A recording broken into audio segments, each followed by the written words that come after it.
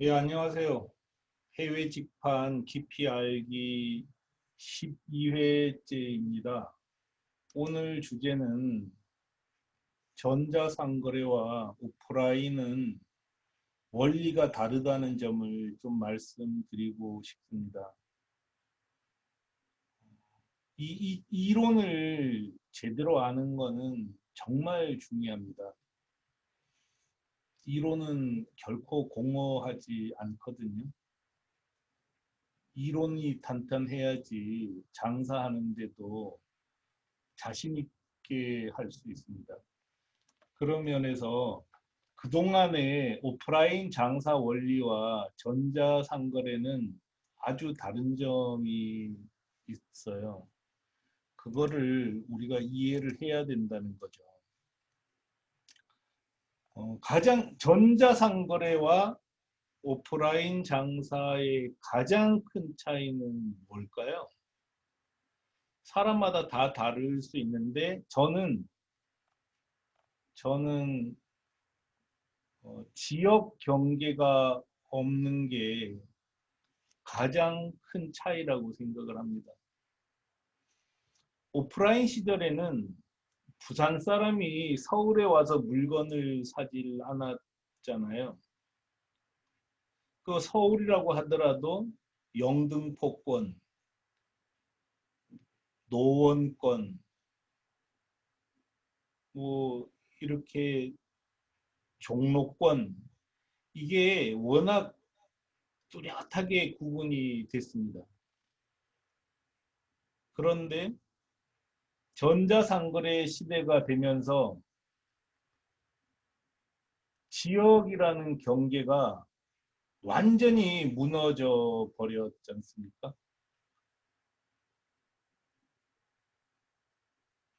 부산에서 운영하는 인터넷 쇼핑몰에 서울 사람이 가서 물건을 사고요. 광주 사람이 운영하는 인터넷 쇼핑몰에 울산 사람이 들어가서 물건을 사는 게 전자상거래 시대입니다. 그러니까 지역 경계가 완전히 사라지고 전국의 모든 판매자가 전국의 모든 소비자를 상대로 장사하는 게 인터넷 시대입니다. 전국에 있는 모든 소비자를 상대로 전국에 있는 모든 판매자가 경쟁을 하면 어떤 일이 벌어질까요? 무조건 독과점이 형성이 됩니다. 검색을 할 수 있고 클릭 한 번으로 인터넷 쇼핑몰을 홍길동처럼 휙휙 넘어다니는 시대이기 때문에 한 가게로 몰릴 수밖에 없다는 거죠.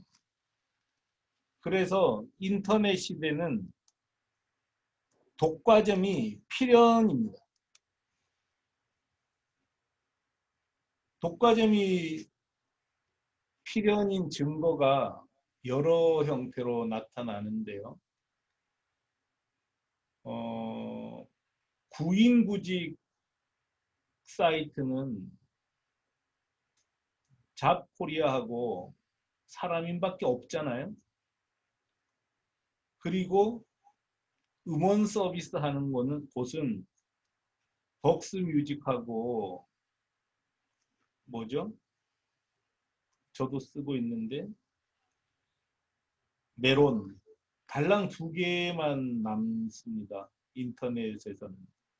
근데 뭐 일단은 오프라인 자체가 힘을 많이 잃어버리면서 철저히 독과점이 형성되어 버리는 거죠. 인터넷 쇼핑몰도 옛날에는 각 지역마다 뭐 태평양 백화점도 있고 어, 여러 백화점이 있었는데 지금은 옥션, 지마켓, 11번가, 쿠팡, 위메프, 티몬 이렇게 6개밖에 남아있지 않잖아요. 이 중에 세 개는 또 몰락을 할 것 같아요. 결국은 한국 전역을 두고 인터넷상에는 두세 개 혹은 서너 개 종합몰만 지배를 하게 될 거라는 거죠. 그건 뭐 불을 보듯 뻔한 것 아니겠습니까? 이렇게 인터넷 시대는 판매자에게도 지역이라는 개념이 없고 소비자에게도 지역이라는 개념이 없습니다. 무한 경쟁 시대가 열리는 거죠. 이럴 때 판매자가 해야 될 가장 중요한 일은 흑자를 내는 게 아니고 시장을 지배하는 겁니다. 저는 이걸 진짜 몰랐어요. 나중에 알았는데 시장을 일단 지배하는 게 무엇보다 급선무가 되는 거죠. 그래서 아마존이 아마존 제프 베조스가 위대하다고 생각을 합니다. 제프 베조스는 주주들이 왜 흑자를 못 내냐고 물을 때, 아마존은 흑자 내는 회사가 아니고 모객하는 회사라고 얘기를 했어요. 야, 이 말이 정말 핵심을 찌르는 거지 않습니까? 모객하는 회사가 아니라는 것. 흑자 내는 게 지금 목표가 아니라 모객이 목표라는 거예요. 그 다음에 알리바바를 창건한 마윈도 처음에 손정의 회장으로부터 2천억을 받아서 당시 중국을 지배하던 이취망이라는 회사를 상대로 이렇게 선포를 했습니다. 타오바오에서 물건을 팔면 수수료를 3년 동안 안 받겠다. 판매자 입장에서는 이취망에도 물건을 팔면서 타오바오에 또 파는 것 뿐이거든요. 근데 이취망에서 팔면 수수료를 12% 내고 타오바오에는 수수료를 한 푼도 안 내면 판매자들이 어떤 행동을 하겠냐는 거죠. 어떤 형태로든지 타오바오에 와서 물건을 사라고 하지 않겠어요?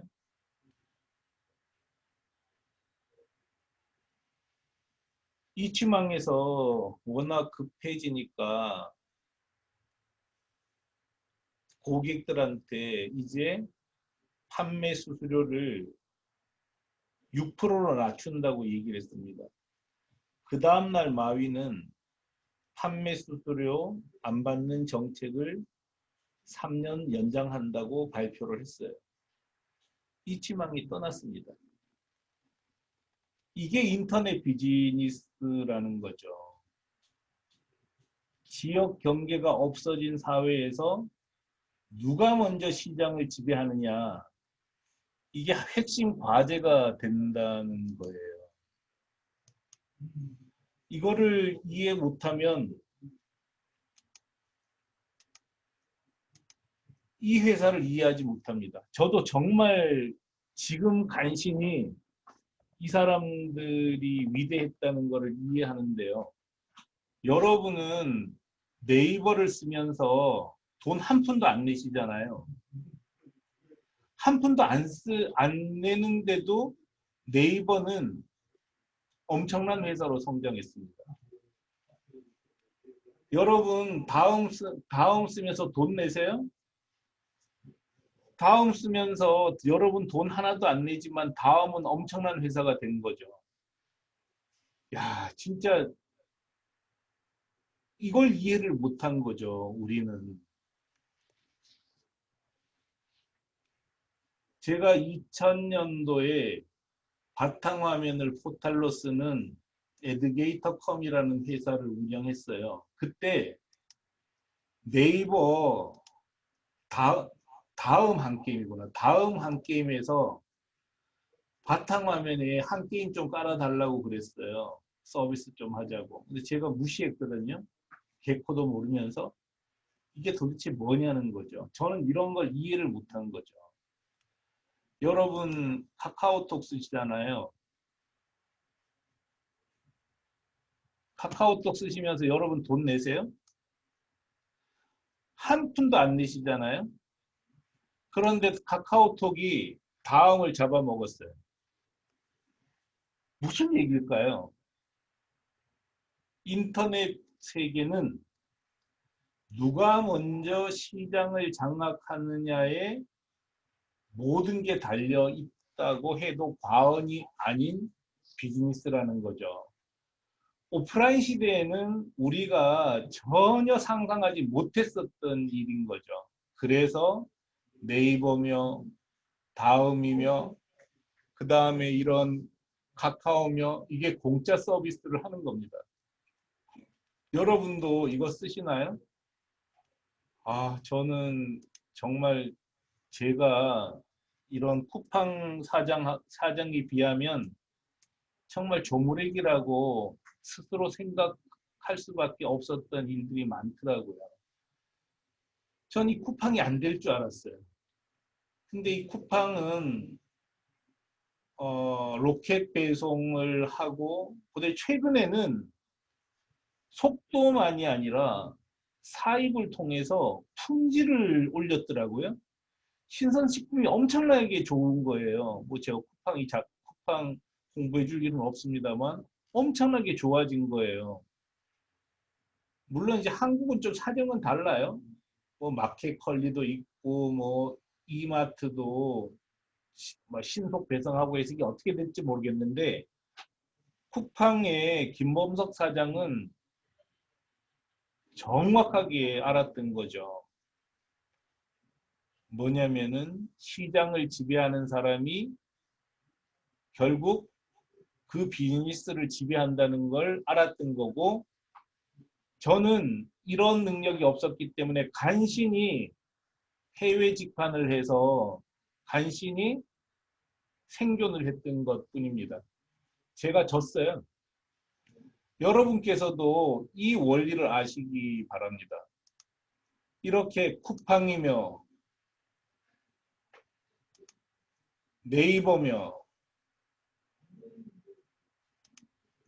다음이며 이런 회사들이 완전히 무료 서비스를 해서 성공했었던 그걸 아셔야 된다는 거죠. 이걸 적용하면 어떻게 될까요? 어떤 얘기를 할 수 있냐면 초저가로 팔아야 된다는 원리가 나와요.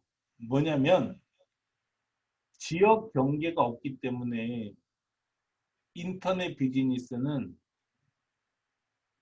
최저가를 형성하지 못하면 성공하지 못한다는 결론으로 연결이 된다는 거죠. 자, 어떻게 우리가 초저가를 만들 거냐 이 고민을 해야 되는데 저는 처음에는 이렇게 한국에서 일본에 넘어갔기 때문에 초저가 정책을 쓸 수가 있었어요. 근데 그것도 무섭더라고요. 왜냐하면 중국 업체가 들어왔을 때 어떡할 거냐 이런 문제에 봉착을 하게 된 거죠. 그래서 제가 이 두 가지를 한 거예요. 자, 이거는 배정환 선생이 쓰고 있는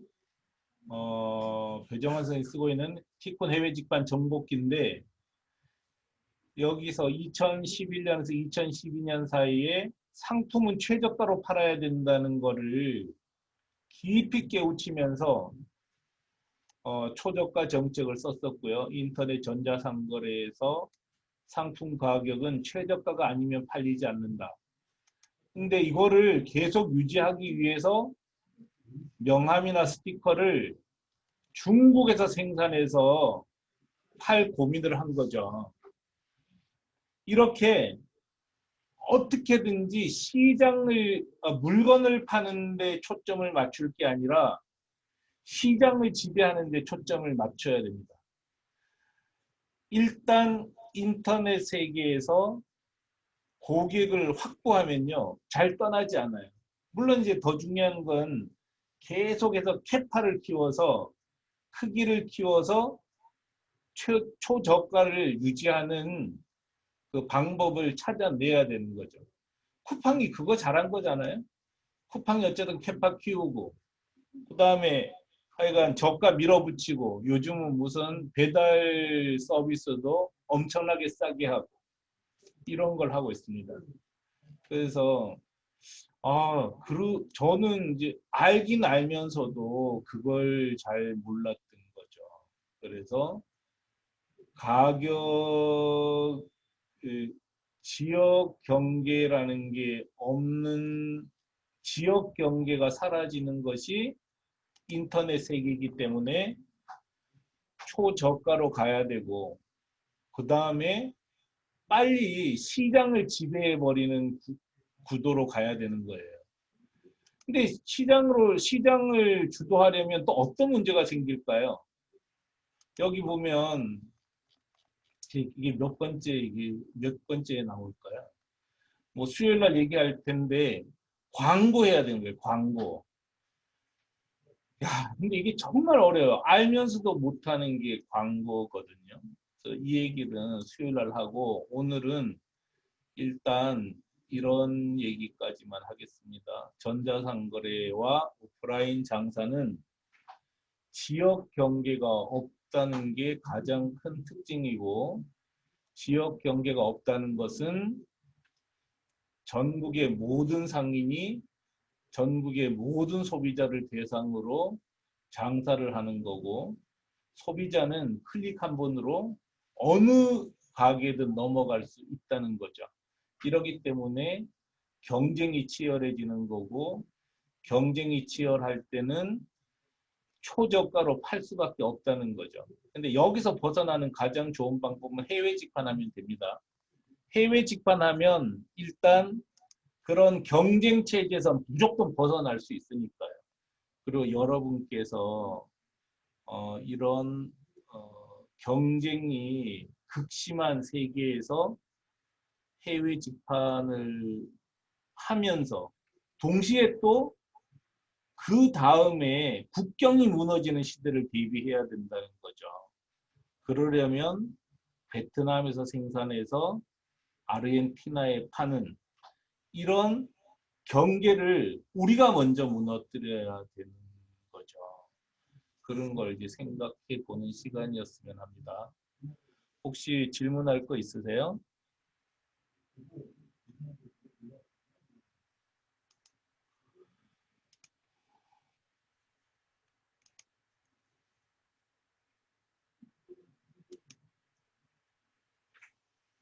질문할 거 없으세요? 하여간 티쿠는 잘 나가고 있습니다. 보다시피 오늘 현재 매출이 493만 3천 엔인데 이게 20분 전이었어요.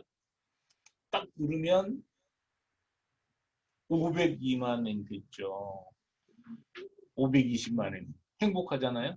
하여간 여러분께서도 해외 직판하시기 바라고요. 그 다음에 내일은 제가 계속 말씀드렸던 것처럼 매출 51억 원이면서도 순이익이 20억 원 되는 것 같아요. 20억 원이었던 스티커점을 다른 나라에 분양하는 설명회를 할 거예요. 그래서 내일은 해외 직판 깊이 알기 설명은 없습니다. 그렇지만 이 설명회 자체도 해외 직판을 깊이 하는데 엄청나게 도움이 되니까 참여하셨으면 좋겠어요. 반드시 도움이 될 겁니다. 어쨌든 뭐 저처럼 이런 거 다 공개하고 하는 사람도 없잖아요. 그래서 듣는 것 자체도 여러분에게 도움이 되지 않을까 싶습니다.